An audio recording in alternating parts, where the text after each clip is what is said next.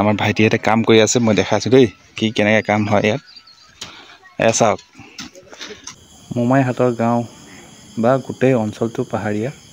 এইখিনি ঠাইত হাল বাবলৈ হ'লে আপুনি কোৰৰ বাহিৰে একো সুবিধা নাপায়। বৰ্তমান খেতিটো হৈছে গোম ধান। যোৱাকালি গোটেই দিনটো গৰু হালে হাল বাইছিলে। যিটো ঠাইত নাঙলে ঢুকি পোৱা নাই সেইটো ঠাইত কোৰ মাৰিবলগীয়া হৈছে। মাটিখিনি শুকান হৈ আছে, 6 মাহ ধৰি বৰষুণে নাই দিয়া আছে।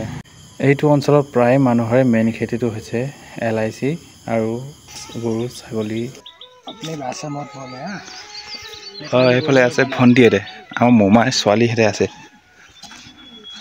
এজনী হ'ল আমাৰ সৰু মোমাই ছোৱালী দেই। ইমান ধূলি।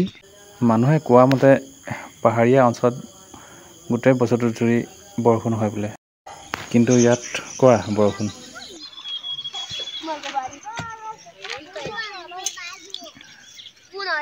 এইখিনি হ'ল পাহাৰীয়া ঘৰ। হৌটো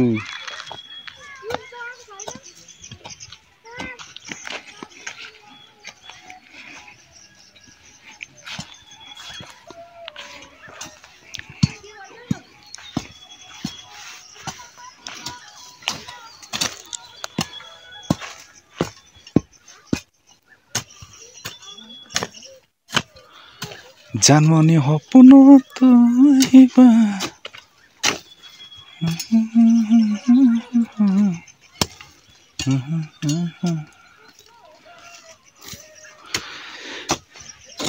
এই গোটেইখিনি কালি দিনত হাল বোৱা দেই।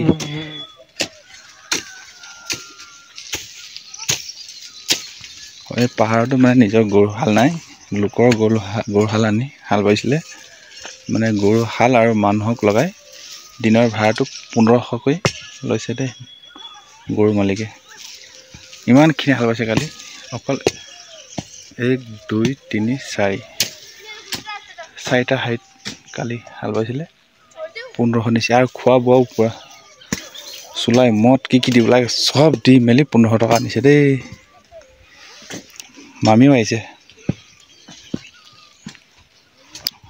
তিনি জিনলা কোৱাছি দাম হা